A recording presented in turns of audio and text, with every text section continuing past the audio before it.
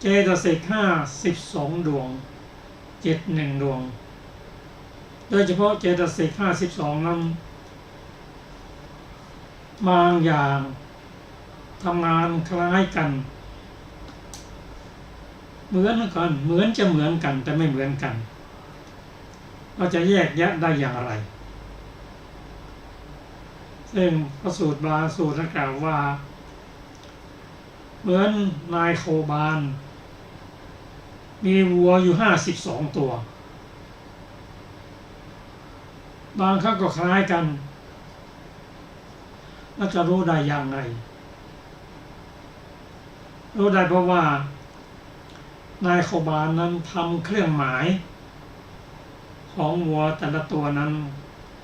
หาสิ่งที่แตกต่างกัน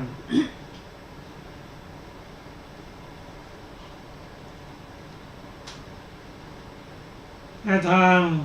พุทธศาสนานั้นก็เช่นเดียวกันเจตสิก52ตัวนั้นบางครั้งคล้ายคลึงกัน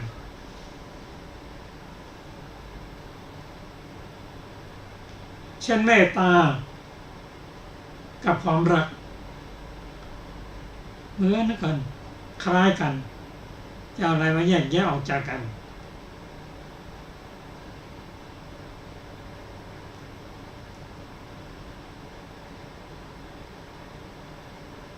ถ้าทางพุทธศาสนานั้นเราเรียนรู้ข้อแตกต่างกันก็อาศัยลักษณะพิเศษ4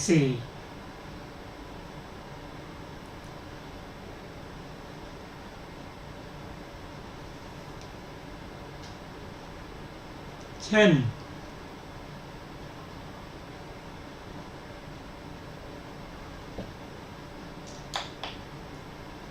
ตัวเวทนากับตัณหาแต่ละเจตสิกก็มีข้อ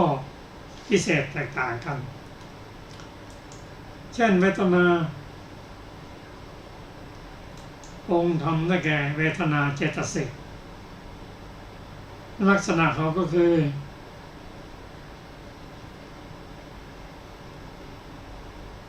เสวยอารมณ์มีการเสวยอารมณ์เป็นลักษณะมีการเสวยรสของอารมณ์เป็นเกศ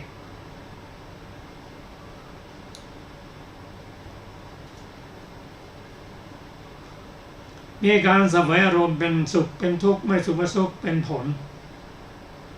มีผัสสะเป็นเหตุใกล้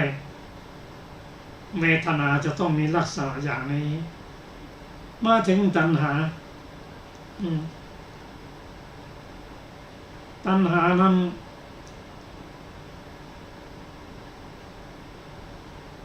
มีความทุกข์เป็นลักษณะมีความยินดีพอใจในอารมณ์เป็นกิจ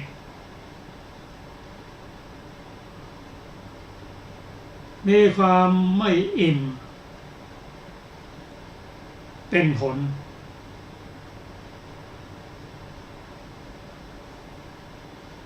ตัณหาแล้วก็มีเวทนาเป็นเหตุใกล้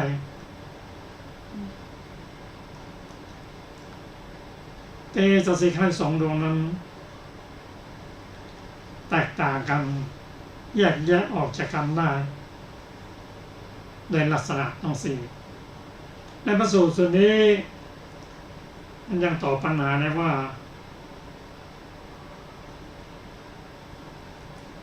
สัญญาจิตและปัญญา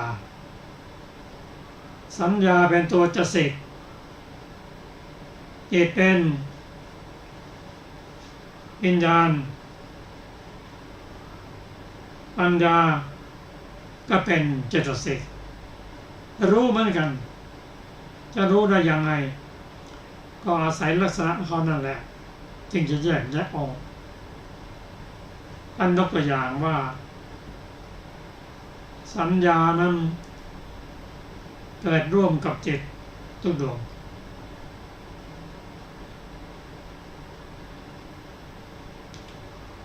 มีการ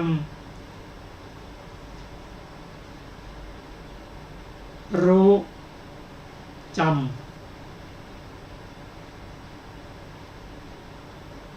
มีการรู้จำเช่นรู้สีขาวสีแดงสีเขียวเป็นต้น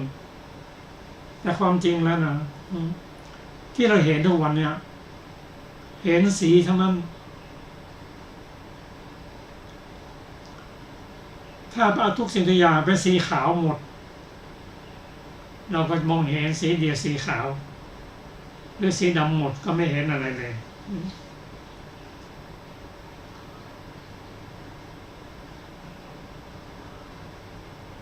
ท่านเปรียบว่าความรู้ของสัญญานั้นเหมือนกับเด็กเห็นเหรียญโอ้อันนี้เป็นเหรียญงามไม่งามหนักหรือเบา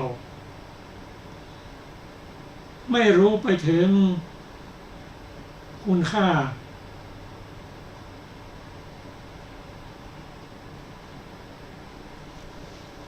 ไม่รู้ไปถึงว่าเหรียญนี้ปลอมหรือไม่ปลอมทำด้วยโลหะชนิดไหนทำจากประเทศไหนไม่รู้แค่สีเท่านั้นเองอันนี้เป็นเรื่องของสัญญาจำแล้วก็ส่งต่อเช่นบุคคลเห็นสิ่งใดแล้วมีความพอใจตัวสัญญาก็จำไว้เพื่อให้ตัววิตกวิจารณ์ไปพิจารณาไปตรึกไปตรอง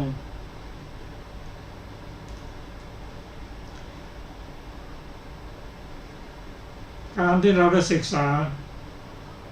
อ่านหนังสือออกก็ดูสีดำตัวหนังสือสีดำจำได้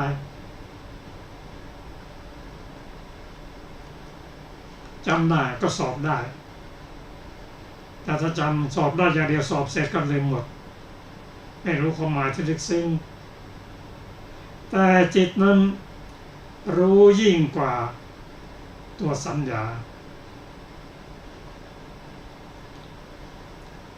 รู้สัญญาแล้วรู้ของสัญญาแล้วยังรู้ต่อไปว่าสิ่งนี้เป็นอนิจจังทุกขังอนัตตารู้ยิ่งกว่าสัญญาแต่ไม่รู้ไปถึงการตัดกิเลสส่วนปัญญานั้นรู้ทั่วถึงรู้แจ้งรู้ชัดรู้มากกว่าจิตรู้มากกว่าสัญญาและเจตสิกอื่นถ้าถามว่าถ้าปัญญารู้ยิ่งกว่าจิตแล้วจิตเป็นหัวหน้าของเจตสิกของปัญญาได้อย่างไร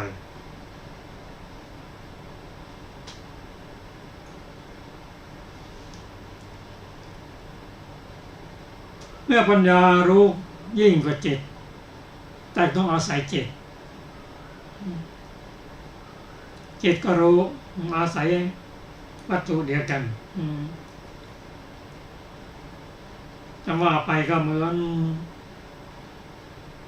องค์กรหนึ่งผู้บริหารบางครั้งก็ไม่รู้เท่ากับผู้ไม่มากกว่าผู้ร่วมงานบางทีผู้ร่วมงานเป็นผู้รู้ยิ่งกว่าผู้บริหารเป็นบางส่วนแต่จะรู้อย่างไรก็ตามก็ขึ้นอยู่กับผู้บริหารนั่นแหละ อันนี้เป็นสิ่งที่เราได้เรียนรู้จากพระสูตรสูตรนี้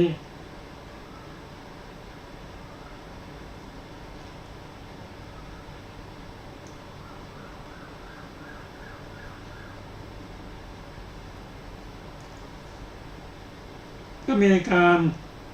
ไต่ถามกันเช่นปัญญาที่ว่ารู้ยิ่งนั่นนะมีประโยชน์อะไรตอบว่าปัญญามีเพื่อประโยชน์แก่การรู้ยิ่งเพื่อประโยชน์แก่การรู้รอบเพื่อประโยชน์แก่การละกิเลสแต่บางอย่างเราศึกษาฟังแล้วเราก็ยังไม่เข้าใจเพราะพุทธศาสนานั้นลุ่มลึกท่านสนทนากันถึงเรื่องเจโตวิมุตติปัญญาวิมุตติและรายละเอียดในการ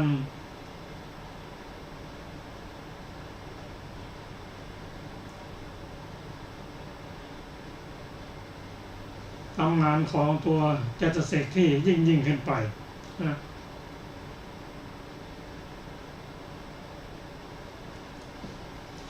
ตั้งกล่าวถึงเกี่ยวกับอินทรีย์ห้า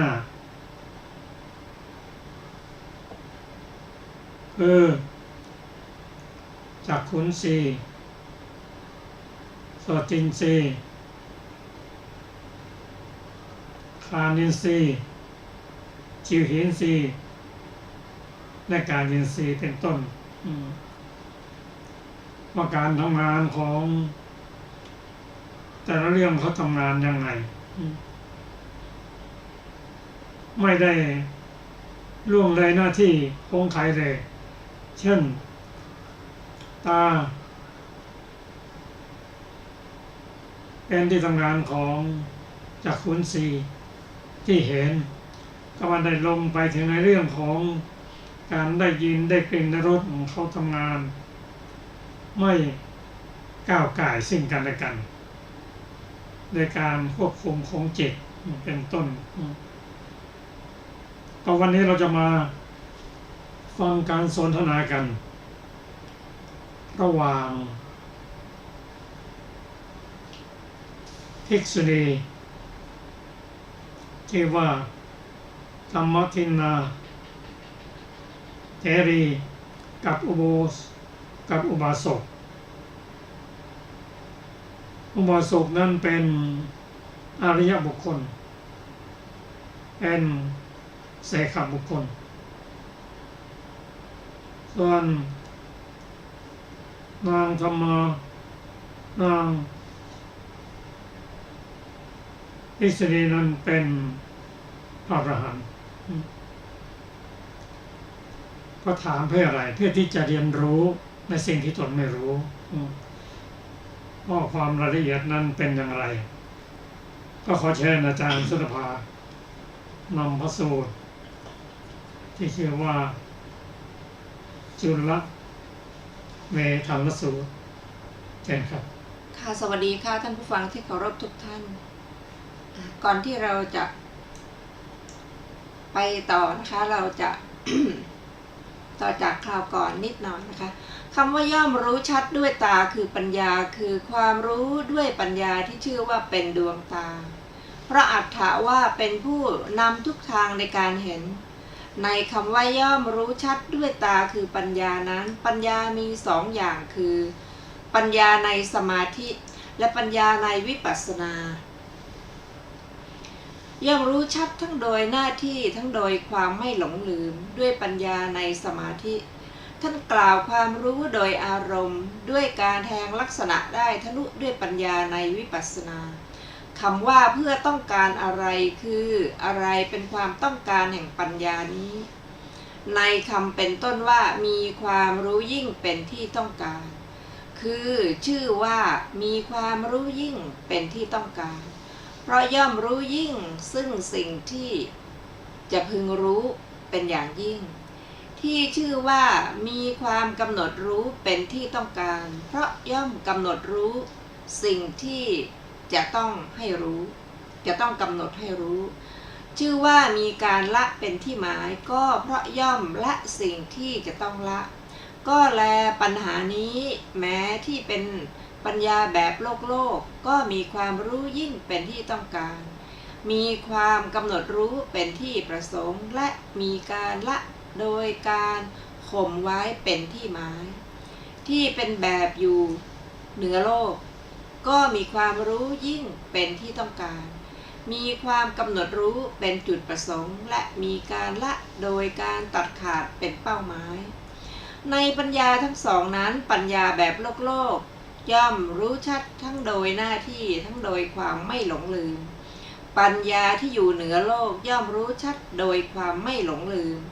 คำว่าอาศัยความเห็นที่ถูกต้องคืออาศัยความเห็นที่ถูกต้องในวิปัสสนาและความเห็นที่ถูกต้องในมรรคคำว่าและเสียงจากผู้อื่นคือการฟังเสียงที่เป็นที่สบายคำว่าความเอาใจใส่อย่างมีเหตุผลคือเอาใจใส่ในอุบายหรือวิธีการของตน แม้ในหมู่พระสาวกเหล่านั้นเล่าปัจจัยทั้งสองย่อมควรได้แก่ท่านแม่ทัพธรรมคือพระสารีบุตรเท่านั้น เพราะพระเถระถึงจะบำเพ็ญบารมีมาตั้ง1 อสงไขยกำไรอีกแสนกับก็ยังไม่สามารถละกิเลสแม้แต่นิดเดียวโดยธรรมดาของตนได้ ต่อเมื่อได้ฟังคาถานี้จากพระอัสสชิเถระที่ขึ้นต้นว่าสิ่งเราได้มีเหตุเป็นแดนเกิดคือเกิดมาจากเหตุจึงแทงทะลุได้สำหรับเราพระปัจเจกพุทธเจ้าและเราพระสัพพัญญูพุทธเจ้าไม่มีงานเกี่ยวกับเสียงจากคนอื่นผู้ที่ดำรงอยู่ในความเอาใจใส่อย่างมีเหตุผลเท่านั้นจึงจะให้เกิดปัจเจกโพธิญาณและสัพพัญญูคุณทั้งหลายได้คำว่าอันช่วยเกื้อหนุนแล้วคือได้รับอุปการะแล้วคำว่าความเห็นที่ถูกต้องคือความเห็นที่ถูกต้องในอรหัตมรรคทางแห่งความเป็นพระอรหันต์ความเห็นที่ถูกต้องในอรหัตมรรคนั้นเกิดในขณะแห่งผลที่ชื่อว่ามีความเห็นหลุดพ้นเพราะจิตเป็นผลเพราะความหลุดพ้นเพราะปฏิบัติทางจิตเป็นผลของท่านที่ชื่อว่ามีผลคือสิ่งที่ไหลออกมาจากความหลุดพ้นในทางจิตใจเพราะผลคือสิ่งที่ไหลออกมากล่าวคือความหลุดพ้นในทางจิตใจของท่านมีอยู่แม้ในบทที่2ก็ทำนองเดียวกันนี่แหละและเพิ่งทราบว่าในผลเหล่านี้ผลที่4ชื่อว่าความหลุดพ้นเพราะความรู้ชัดสิ่งที่เหลือเป็นความหลุดพ้นเพราะจิตใจในคำเป็นต้นว่าอันศีลเกื้อหนุนแล้วศีลนั้นมีความบริสุทธิ์4อย่างชื่อว่าศีลคำว่าการฟังคือการฟังเรื่องราวอันเป็นที่สบายหรือถูกอารมณ์คำว่าสากัจฉาได้แก่ถ้อยคำที่ตัดความผิดพลาดคลาดเคลื่อนในกรรมฐานคำว่าสมถะหรือความสงบได้แก่สมบัติ8ที่มีวิปัสสนารองรับคำว่าวิปัสสนาความเห็นแจ่มแจ้งคือการตามเห็นอนุปัสสนา7อย่างก็แหละพระอรหัตมรรคย่อมเกิดขึ้นแล้วให้ผลแก่ผู้ที่กำลังบำเพ็ญศีลอันมีความหมดจด4อย่างฟังเรื่องราวอันเป็นที่สบายตัดความผิดพลาดคลาดเคลื่อนในกรรมฐานทำงานในสมบัติ8ที่มีวิปัสสนารองรับอบรมการตามพิจารณาเห็น7อย่างอยู่พึงทราบข้อเปรียบเทียบที่เหมือนอย่างคนที่อยากกินมะม่วงสุกหวานติดซุ้มน้ำไว้รอบลูกต้นมะม่วงอย่างมั่นคงถือหม้อน้ำรดน้ำเป็นบางครั้งบางคราวสร้างคันเพื่อกั้นน้ำไม่ให้ไหลออกอย่างมั่นคงเอาเถาวัลย์ที่อยู่ใกล้ๆท่อนไม้แห้งๆรังมดแดงหรือใยแมลงมุมออกไปเอาจอบหรือเสียมไปขุดรอบๆโคนเป็นบางเวลาเมื่อเขาระแวดระวังทำเหตุครบ5อย่างดังที่กล่าวมานี้อยู่ มะม่วงก็เจริญแล้วให้ผลพึงเห็นศีลนั้นมีความหมดจดสี่อย่างเหมือนการติดซุ้มรอบต้นไม้ การฟังเรื่องราวหรือทำเหมือนการรดน้ำเป็นบางเวลา สมถะเหมือนการกระทำความมั่นคงด้วยคัน การตัดความผิดพลาดคลาดเคลื่อนในกรรมฐานเหมือนการเอาเถาวัลย์ที่อยู่ใกล้ๆออก การอบรมปัญญาเครื่องตามพิจารณาเห็นเจ็ดอย่าง เหมือนการเอาจอบมาขุดรอบๆโคนเป็นบางเวลา พึงทราบการให้ผลคือความเป็นพระอรหันต์เพราะความเข้าใจที่ถูกต้อง ซึ่งสิ่งห้าอย่างเหล่านี้ของภิกษุนี้ตามเกื้อหนุนแล้ว เหลือเหมือนเวลาต้นมะม่วงที่เหตุทั้งห้าอย่างเหล่านั้นตามเกื้อหนุนแล้วให้ผลหวานอร่อยฉะนั้นท่านพระมหาโกฏิกะเถระย่อมถามถึงอะไรในคำนี้ว่า ผู้มีอายุก็แลพบมีเท่าไหร่พระเถระย่อมถามว่าความสืบต่อไปถึงรากทีเดียวคนโง่ย่อมไม่ขึ้นจากภพเหล่าใดข้าพเจ้าจะขอถามถึงภพเหล่านั้นในภพเหล่านั้นคำว่ากามภพเพราะพระเถระท่านรวมเอาสิ่งทั้งสองคือการกระทำที่เข้าถึงกามภพและขันธ์ที่ตัณหามานะและทิฏฐิยึดเอาไว้ซึ่งเกิดขึ้นมาเพราะการกระทำเป็นอันเดียวกันแล้วจึงกล่าวว่ากามภพแม้ในรูปภพและอรูปภพก็มีทำนองเดียวกันนี้แหละคำว่าต่อไปได้แก่ในอนาคตการเกิดขึ้นในภพใหม่อีกชื่อว่าการเกิดขึ้นอย่างยิ่งในภพใหม่อีกในที่นี้ท่านถามถึงการเวียนว่ายตายเกิด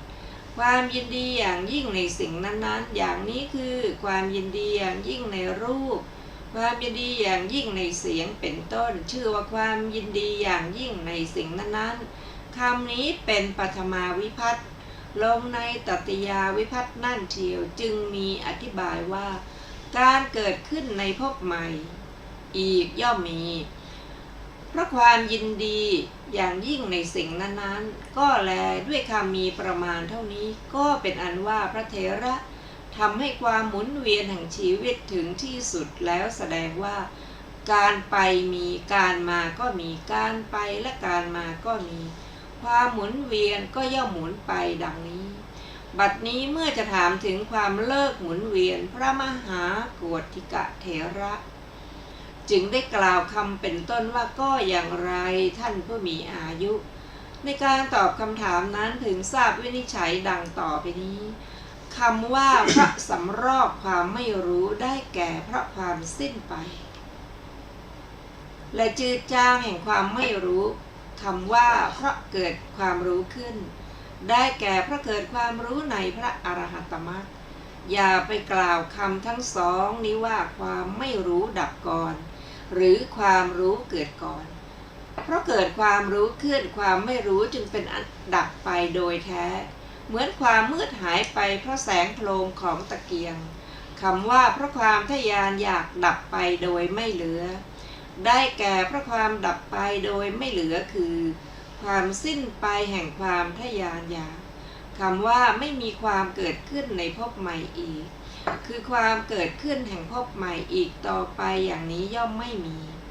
การไปการมาทั้งการไปและการมาก็ย่อมไม่มีวงกลมของชีวิตก็หยุดหมุนไปด้วยประการชนี้ก็เป็นอันว่าพระเถระทำให้วงกลมของชีวิตถึงที่สุดแล้วแสดง พระเถระย่อมถามถึงอะไรในคำนี้ท่านผู้มีอายุก็เป็นไฉนเล่าภิกษุผู้หลุดพ้นทั้งสองส่วนคือทั้งเจโตวิมุตติและปัญญาวิมุตติย่อมเข้านิโรธเป็นบางครั้งบางคราวพระเถระย่อมถามว่าข้าพเจ้าขอถามฌานที่หนึ่งถึงมีนิโรธเป็นเครื่องรองรับของภิกษุนั้นในคำนี้ว่าผู้มีอายุก็แลฌานที่หนึ่งนี้พระเถระย่อมถามถึงอะไรธรรมดาภิกษุผู้เข้านิโรธต้องเข้าใจถึงขอบเขตส่วนกำหนดองค์ว่าฌานนี้มีองค์ห้านี้มีองค์สี่นี้มีองค์สาม นี้มีองค์สองพระเถระจึงถามว่าข้าพเจ้าจะขอถามถึงขอบเขตส่วนสำหรับกำหนดองค์ในองค์เป็นต้นความตรึกนี้ความตรึกมีการยกขึ้นคือยกอารมณ์ขึ้นสู่จิตหรือยกจิตขึ้นสู่อารมณ์เป็นลักษณะความตรองมีการเคล้าคลึงอารมณ์เป็นลักษณะความเอิบอิ่มมีการแผ่ไปเป็นลักษณะความสบายมีความชื่นใจเป็นลักษณะความที่จิตมีอารมณ์เดียวมีความไม่ฟุ้งซ่านเป็นลักษณะสิ่งทั้งห้าอย่างนี้ย่อมเป็นไปด้วยประการชนี้ ในคำว่าที่องค์นั้นละได้แล้วนี้พระเถระย่อมถามถึงอะไรท่านถามว่าธรรมดาภิกษุผู้จะเข้านิโรธต้องเข้าใจองค์ที่เป็นอุปการะและที่ไม่ใช่อุปการะข้าพเจ้าจะขอถามองค์เหล่านั้นสำหรับคำตอบในคำถามนี้ปรากฏแล้วแลด้วยประการชนี้ก็เป็นอันว่าท่านได้ถือเอาฌานที่หนึ่งซึ่งมีนิโรธเป็นที่รองรับไว้ในชั้นล่างแล้วพระเถระจึงจะถามการเข้าในวสัญญานาสัญญายตนะอันเป็นอนันตรปัจจัยแห่งฌานที่หนึ่งในข้อแผ่อันเป็นอนันตรปัจจัยแห่งฌานที่หนึ่งนั้นในชั้นบนก็แลสมาบัติทั้ง6ในระหว่างแห่งเนวสัญญานาสัญญายตนะนั้นพึงทราบว่าท่านย่อไว้หรือท่านชี้นัยยะแก้ไว้แล้วบัดนี้เมื่อจะถามประสาททั้ง5ที่อาศัยวิญญาณพระมหาโกฏิกะเถระจึงกล่าวว่าผู้มีอายุ5เหล่านี้เป็นต้นในคำเหล่านั้นคำว่าโคจรวิสัยคือวิสัยอันเป็นโคจร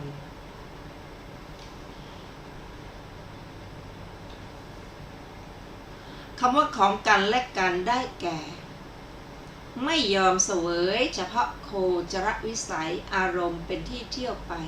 ของแต่ละอย่างละอย่างอย่างนี้คือหูรับอารมณ์ได้ทั้งของตาและหูหรือรับอารมณ์ของตาหากรวมเอาอารมณ์ที่เป็นรูป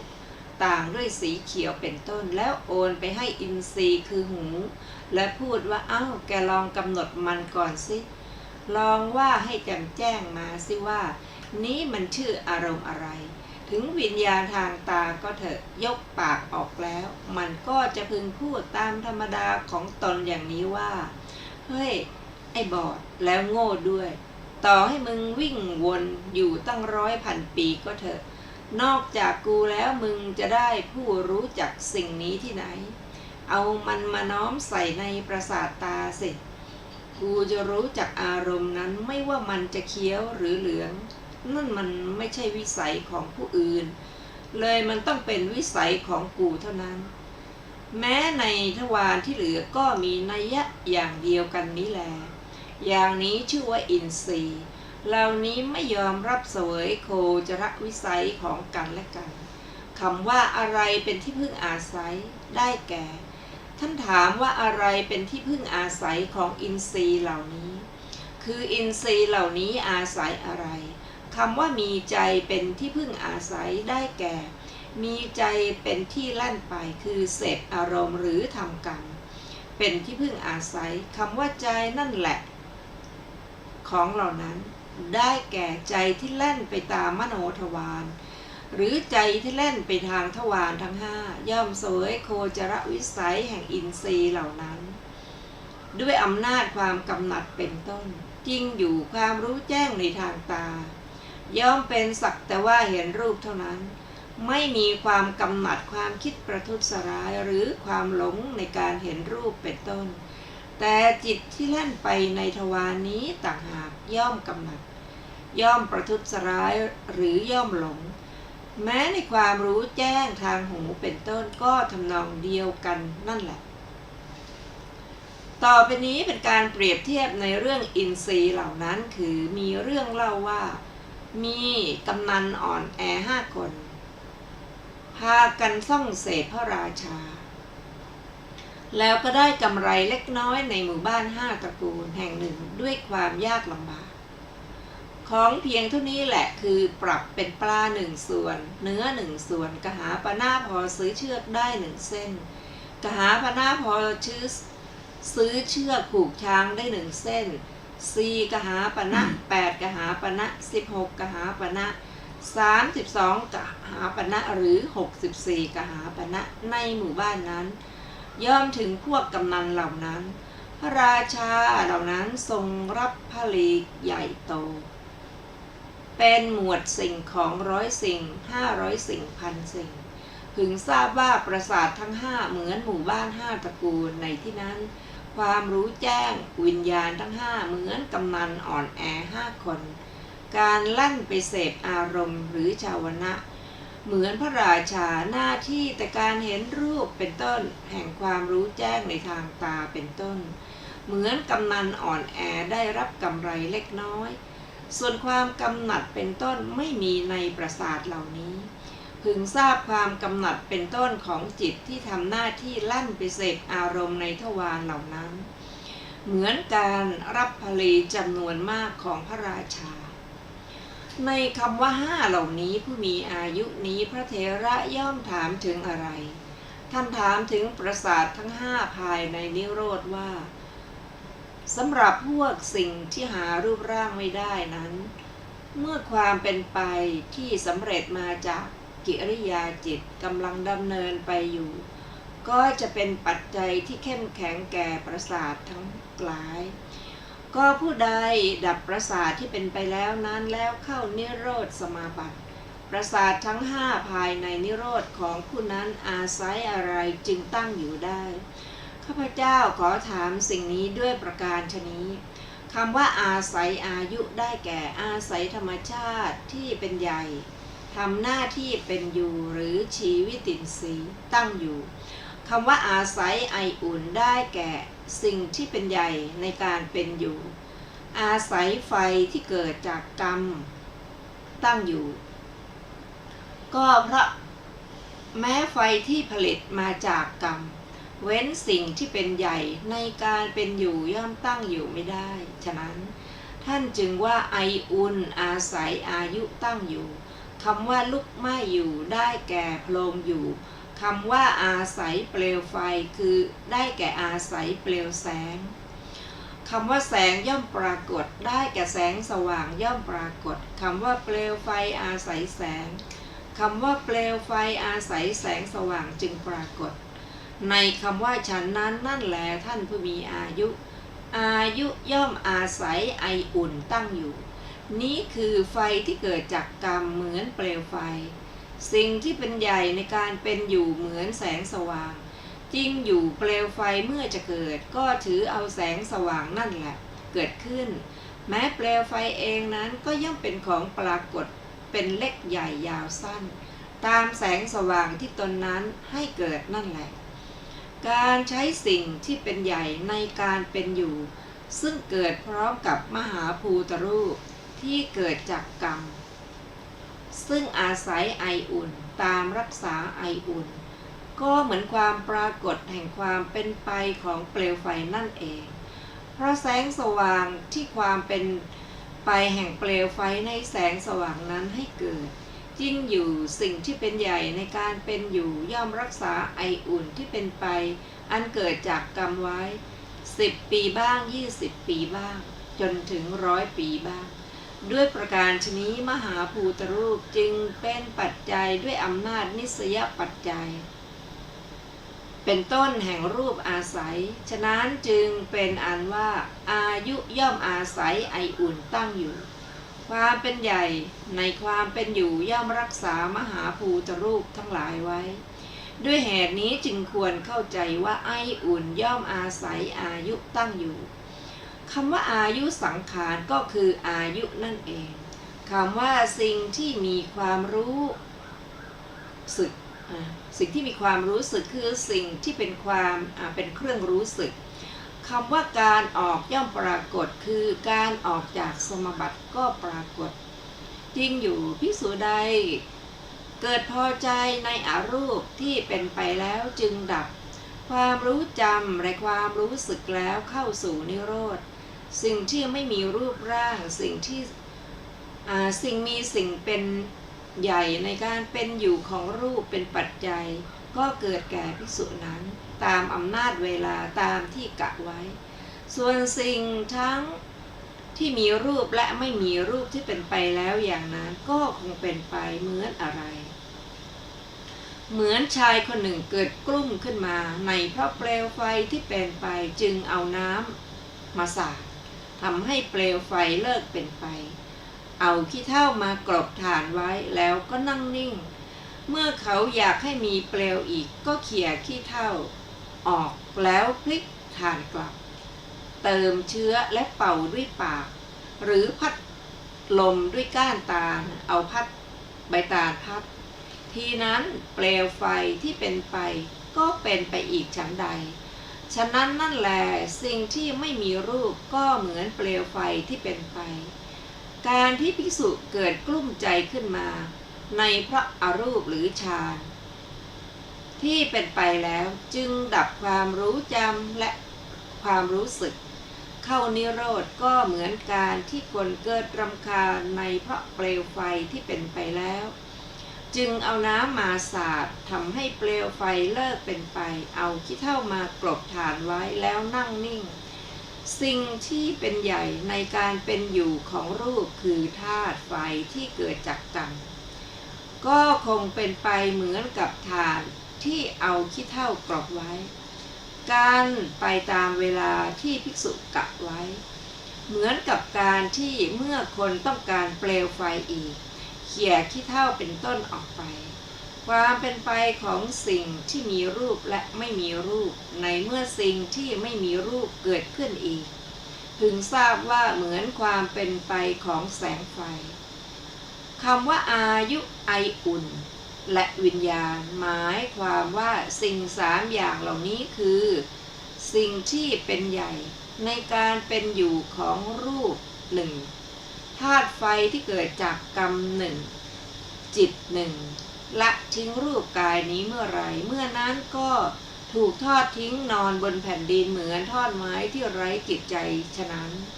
สมจริงดังที่ท่านกล่าวไว้ว่าอายุไออุ่นและวิญญาณละจากร่างนี้ไปเมื่อใดเมื่อนั้นก็ถูกทิ้งให้นอนอย่างไร้จิตใจกลายเป็นอาหารของสัตว์อื่นไปการหายใจเข้าและการหายใจออกชื่อว่าเครื่องปรุงกายความตรึกและความตรองชื่อว่าเครื่องปรุงวาจาความรู้จำและความรู้สึกชื่อว่าเครื่องปรุงจิตความเป็นใหญ่ในการอยู่ของรูปชื่อว่าอายุคำว่าแตกไปโดยรอบได้แก่ถูกกำจัด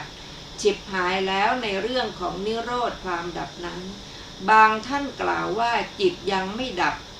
เพราะคำบาลีว่าเครื่องปรุงจิตของผู้เข้านิโรธเท่านั้นที่ดับไป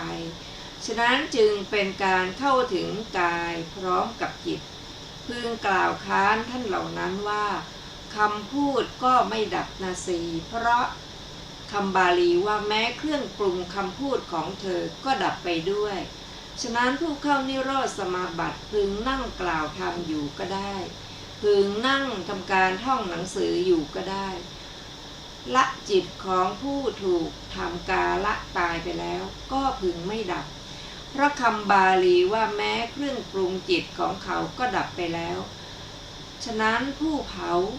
แม่พ่อหรือพระอรหันต์ที่ตายไปแล้วก็จะพึงเป็นผู้ทำอนันตริยกรรมนะสิเพราะฉะนั้นอย่าไปทำความยึดมั่นในพยัญชนะพึงตั้งอยู่ในแบบแผนนัยยะและพิจารณาใจความให้รอบคอบจริงอยู่ใจความเป็นหลักที่พึ่งอาศัยไม่ใช่พยัญชนะคำว่าอินทรีย์ทั้งหลายผ่องใสแล้วความว่าจริงอยู่เมื่อความเป็นไปที่สำเร็จมาจากกิริยาจิตกำลังเป็นไปเมื่ออารมณ์ภายนอกกำลังกระทบประสาทอินทรีย์ทั้งหลายย่อมเหนื่อยเป็นเหมือนกับถูกกระแทกถูกทำเหมือนกับกระจกที่ตั้งไว้ในทางใหญ่สี่แยกถูกละอองฝุ่นที่ฟุ้งขึ้นเพราะลมเป็นต้นทำให้แปดเปื้อนฉะนั้น